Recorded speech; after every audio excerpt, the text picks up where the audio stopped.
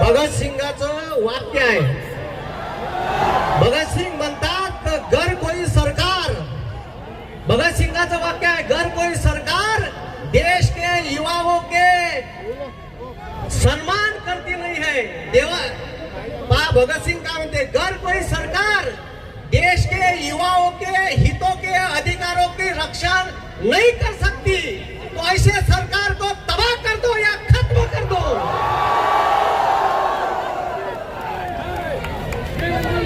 आणि लक्षात ठेवा म्हणा सत्तेत बसणाऱ्या चोराईनो,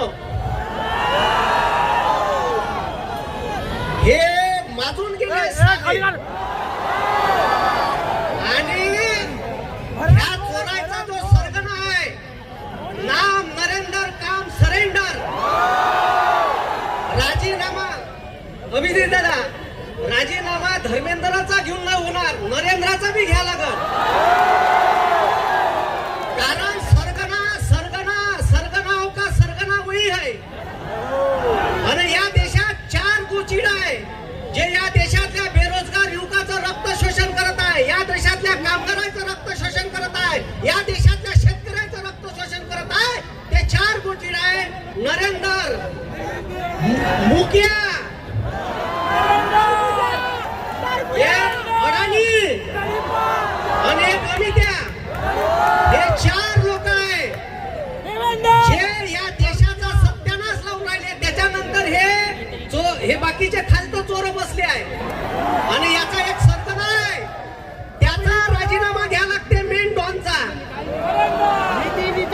नरेंद्रचा राजीनामा घेतल्याशिवाय, कारण का ह्या धर्मेंद्राला जरी हटवलं तरी तिथं ह्या चोरांना बसवल, कारण हे पुरे चोर बसले आहे.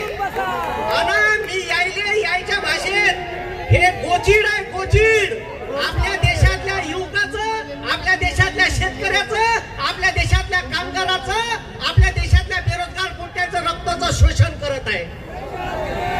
आता एक इथं नवीन आपल्या नागपुरात सायंटिस्ट आहे नितीन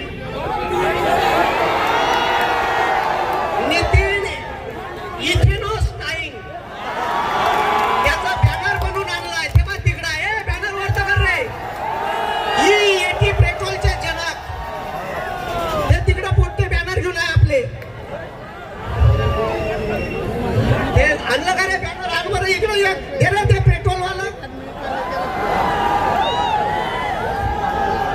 अना यायले सांगतो का हम कॉकरोच है, कॉकरोच 100 बार काटोगे तो भी मरेंगे नहीं, फिर से जिंदा रहेंगे.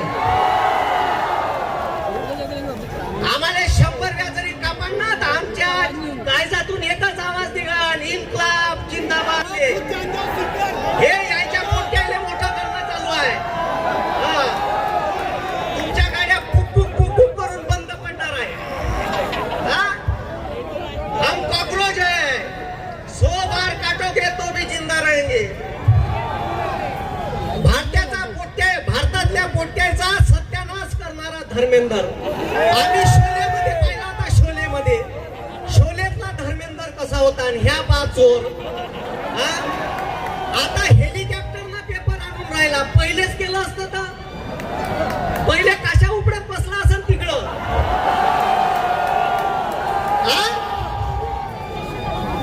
आता हेलिकॉप्टरना पेपर, पहिले लक्ष दिलं असतं. चोट्या 15 पोट्याच्या आत्महत्या नसत्या झाल्या. ह्या 15 पोट्याच्या आत्महत्याचा जिम्मेदार धर्मेंद्र आहे. आणि या नरेंद्र धर्मेंद्रवर खुनाचा गुन्हा दाखल व्हायला पाहिजे. यानं 15 पोरांचे जीव घेतले. व्हायला पाहिजे का नाही व्हायला पाहिजे? व्हायला पाहिजे का नाही व्हायला पाहिजे? आत्महत्या का नाही व्हायला पाहिजे का नाही व्हायला पाहिजे? शाबाश. हे आपल्या देशाला लुटून खाऊन राहिले.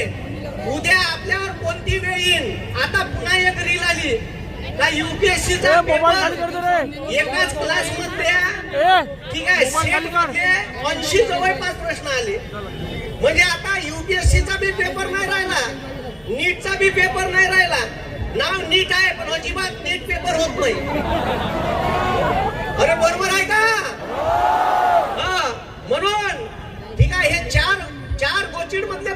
कोण गोचिड मोठे बदमाश आहे?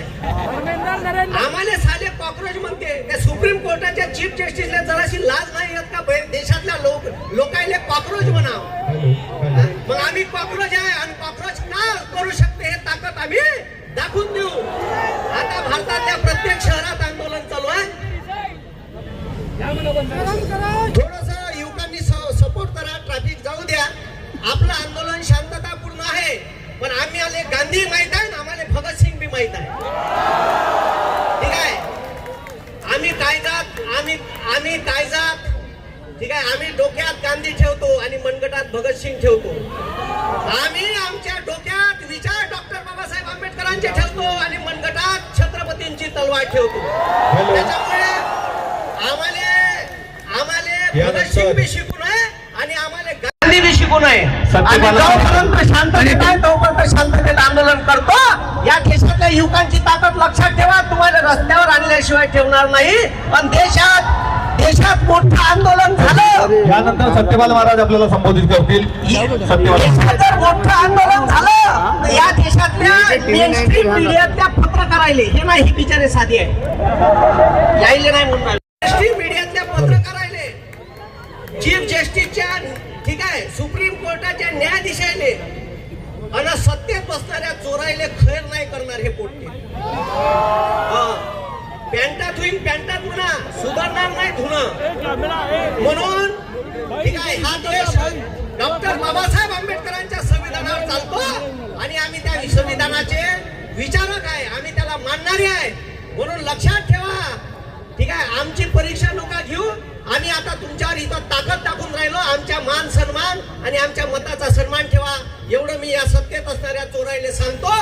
नाही तर पुन्हा आम्ही दिल्लीत याच्यापेक्षा 4 पट मोठं आंदोलन करीन आणि तिथं का होईल हे सांगता येणार नाही. धन्यवाद.